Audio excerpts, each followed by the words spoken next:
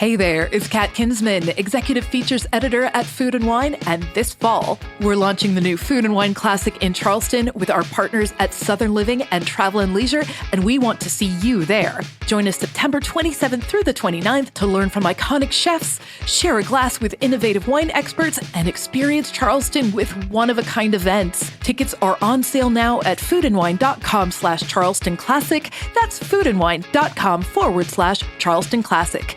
See you down in Charleston. You're listening to Heritage Radio Network.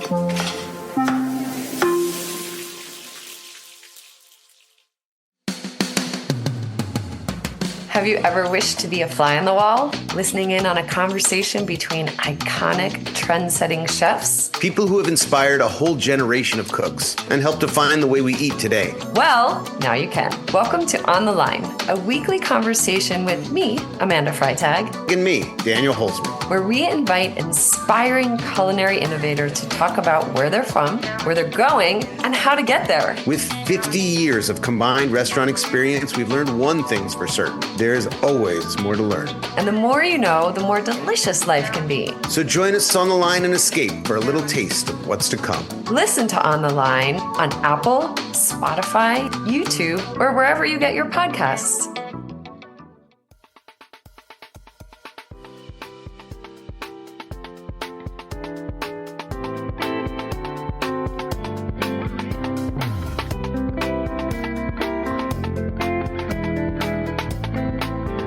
Hey everybody, this is Amuse News. Welcome back. I'm your host, RJ. Today I have a really fun conversation with Chef Joey, the Brunch King. I'm going to bring him in just a minute. I first want to tell you a couple things. First, as I mentioned, we're having an amazing 15th anniversary party here in Philadelphia on September 29th. We're going to have a 4-course meal and beverage pairing from 2 Best of Philly chefs, Eli Collins and Randy Rucker. We're going to have live music from Spaga, which is an amazing jazz trio headed by Aaron Magner of the Disco Biscuits. And we're going to have Eli Culp of Delicious City Philly leading a podcast conversation. So check that out. Support HRN. I'm going to put the link in the show notes, or you can get it at heritageradionetwork.org/feast. And I just want to throw one thing out there. I listened to a podcast yesterday that I thought everyone might like. It's actually from last year, but still really relevant. It's the Bittman Project, talking with Senator Michael Bennet of Colorado.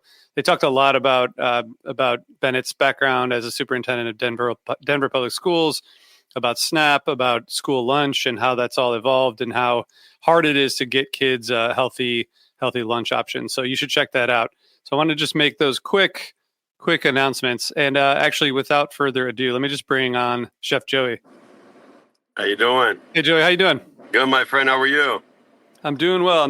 And thanks for joining. I have the Brunch King, a cookbook in front of me here, and thanks for sharing that with us. I have a bunch of questions because my wife is not a brunch person. Yeah, but I am. Yeah, I know we need to. And given the breadth of food and like the adventurous food in this cookbook, I think we can change that. I just want to jump in. Can you just tell everyone a little bit about your background, how you got into cooking in the first place? Yeah, my father, Tommaso, is gone a couple of years now, but he was a master chef from Sicily, came to America for that American dream, and, was very successful in his career, opened over 40 restaurants. So as a little boy, I always wanted to be in the kitchen. I saw this man make this beautiful dishes, bring it out to the customers, and they would light up. I'm like, wait, it's that easy to make people excited? And then wait, and they also pay? I like this gig. I want to do it. So I really had the bug of cooking since a little boy. And I really went to culinary school right after high school. But I really, about 18 years old, I said, I'm actually pretty good at this, as a young 18-year-old boy would say. And then I started loving it. And it's funny because my father was a very traditional Sicilian man that did Italian restaurants. I've done it all. I'm like the black sheep, from barbecue restaurants to a brunch concept called Hash Kitchen. We're going into 4 states and high-end seafood, you name it. I've built it. So for me, cooking is just fun, and I love it, and it's passionable. So that's kind of my story. And when we created this was really my first cookbook, and I wanted something amazing and fun. I'm out of the box guy. I'm loud. I'm Italian. It's fun. And I wanted it to really show in the book. That's awesome. Well, it definitely comes through, and I want to talk to you about some of the stuff that I've taken away from the book. But I like how you start in the beginning by talking about kind of the things that didn't work and what you learned from them, which I think is a really kind of a vulnerable way to open a book by saying like, I, learn from my failures. Of course. It seems like your dad had opened, did you say 40 restaurants? Yeah, over 40 restaurants. He had one that was open for 53 years, very traditional, high-end Italian. And, I've had those failures, and there's nothing, in business, and I'm in the restaurant business. Look, you can put the best restaurant in the best corner with the best food. Sometimes it doesn't succeed. And Yeah. you learn from those, and you learn from cooking as a chef to what your palate just wants. You have to make everyone who comes in want it. And so that was a big learning move for myself, and that's where we started Hash. Yeah, so and like it feels like brunch is where you landed and where it became like more authentic to kind of where you wanted to go. And I started by saying that like I feel like brunch is I don't think it's a controversial meal, but I feel like it's a meal that not everyone appreciates, especially at home, right? Because you go out to brunch, and so how do you bring these amazing like decadent and crazy dishes into people's homes? Growing up, I was always around food, but my kids had 3 beautiful kids are older now, but they always had passion about food, and we made the table in our house or in a restaurant where we all gathered. And so food was always the center point to a meal, to whatever we're dealing with. So throughout the day, I wanted to make it exciting. And when we did Hash, I'm like, okay, how do I make it nostalgic? When I was a kid, what are the 1 or 2 things that I ate for breakfast? Because I too wasn't a breakfast guy. My dad thought breakfast was espresso and a biscotti. That was as much as we got. And so I started making it nostalgic from like, cannoli donuts and different fun things that really resonated to me. And then the kids started loving it. When I saw the hype, I said, all right, that's the way we got to go with this. That's awesome. And so Hash Kitchen opened, and I know a lot of these recipes are taken from the restaurant, but I think some of them are probably things you put in just for the cookbook, right?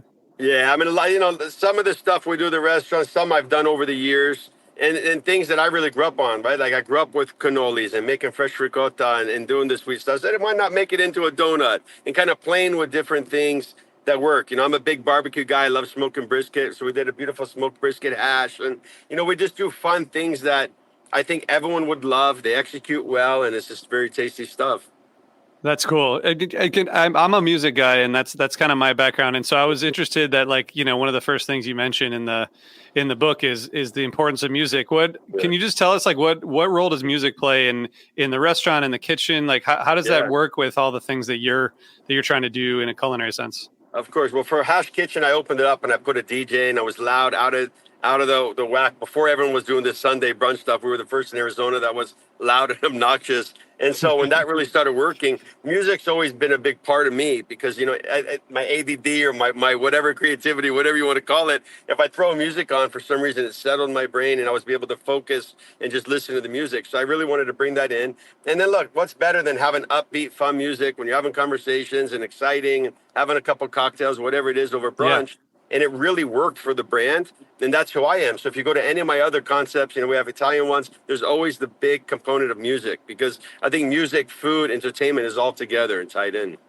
Totally. And I right before I brought you on, we're doing a party here in Philadelphia, a fundraiser for HRN. And it's, music and food overlap because connection and improvisation and structure. And I like the recipes in this book because I feel like all food is like music. It's a combo of improvising, but also having structure, right? And I feel like you're taking some of these classics and really, really improvising, which is cool. I love it. And we have a good friend of mine who's the DJ. He runs all my spaces, and I put a page on here dedicated to him, and he does a QR code. And so for the 4 hours it takes you to cook this entire book, it's the Hash Kitchen playlist. It's the stuff that we listen to, and it's just fun. So when you're at home, and any genre, right? I mean, just listen to it. It's good music. It's fun. It's exciting. So super good.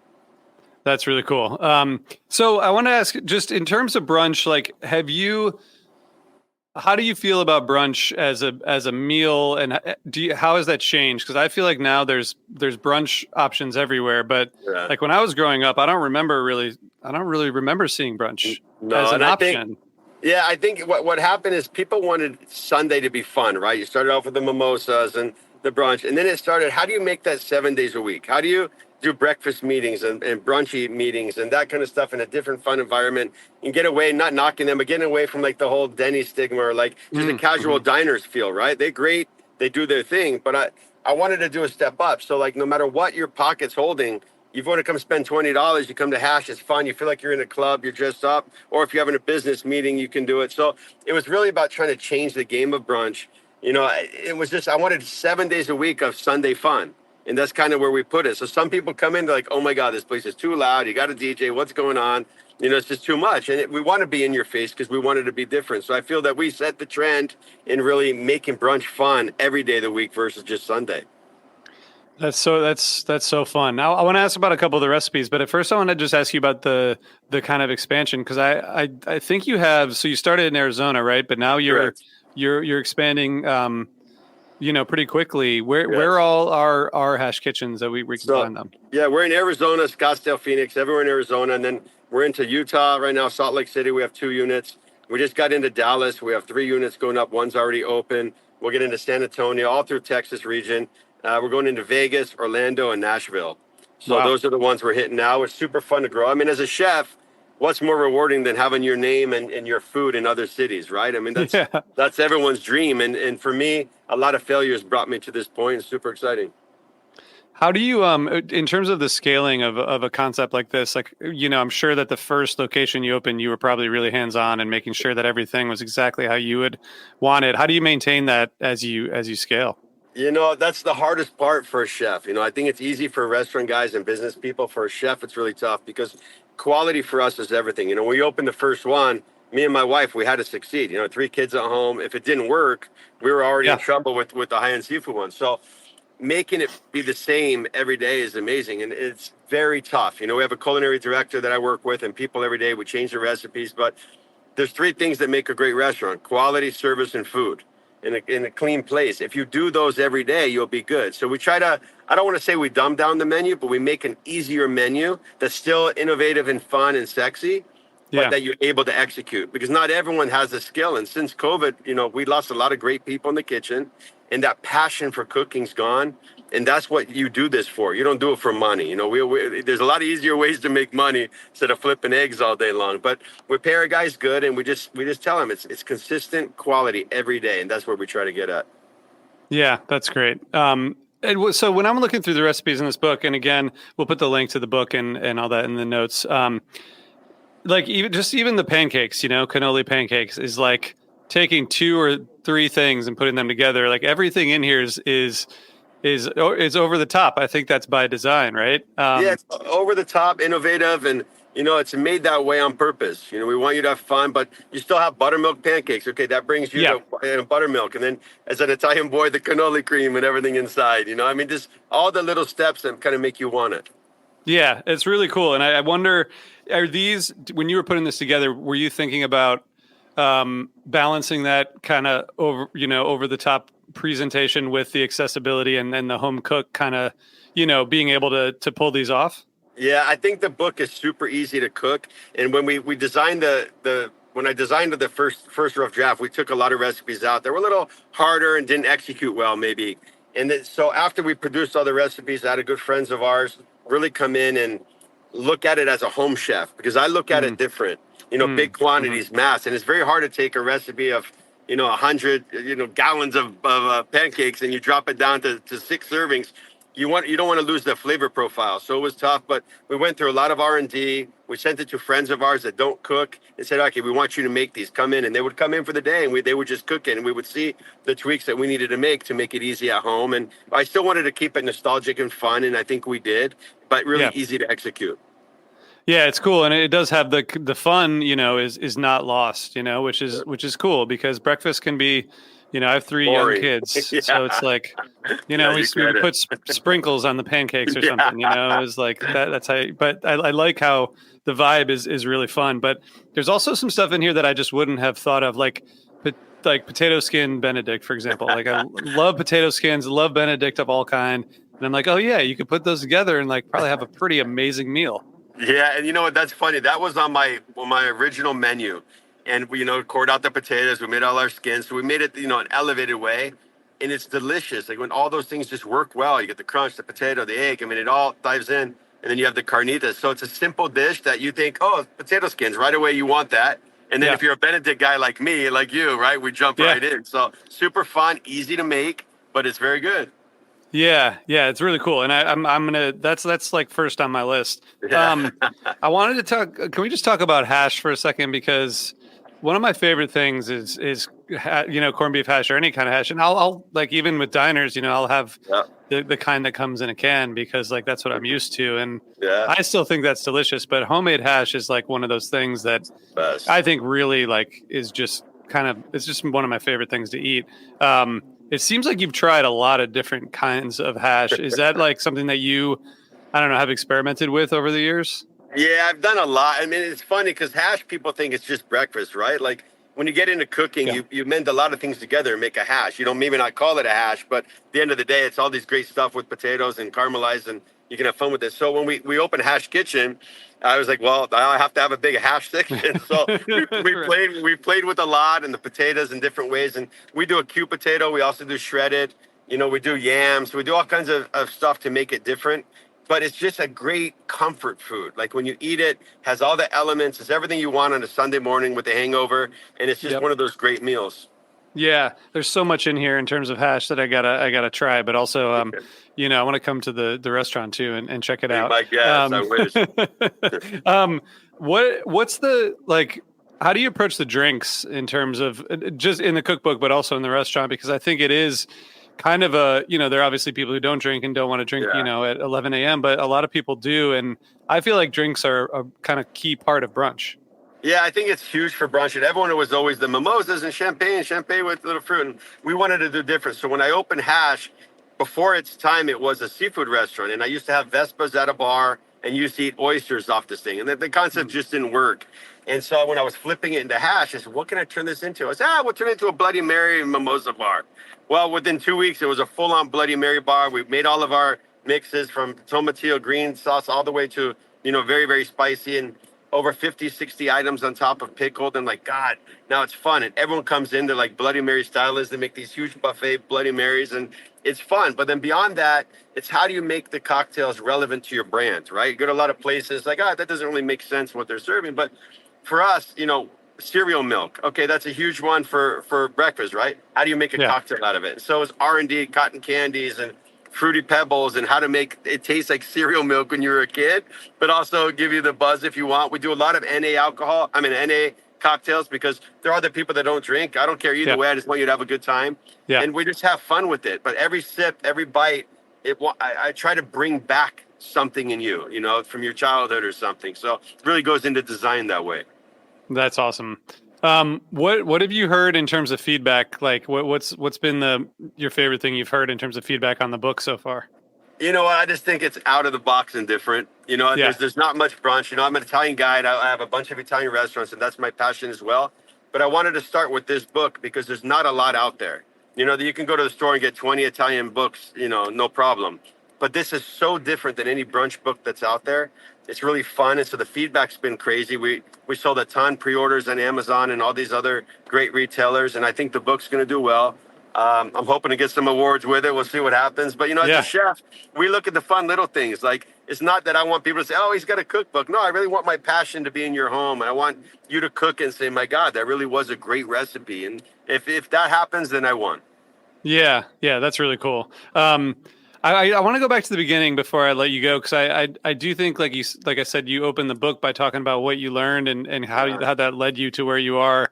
I'm just curious for people who might be listening who are, chefs or thinking about starting their own restaurants or, thinking about their own concepts. Like what's the most important thing you learned in terms of the failures that helped inform where you went next? Yeah, I think for the restaurant business and as a chef, you always say go down with the ship, and these restaurant guys, chefs, businesses, they always put everything they have into it, and then they lose their homes and different stuff. I was at that point in my career, and I'm not embarrassed to say it, and I lost a ton of money.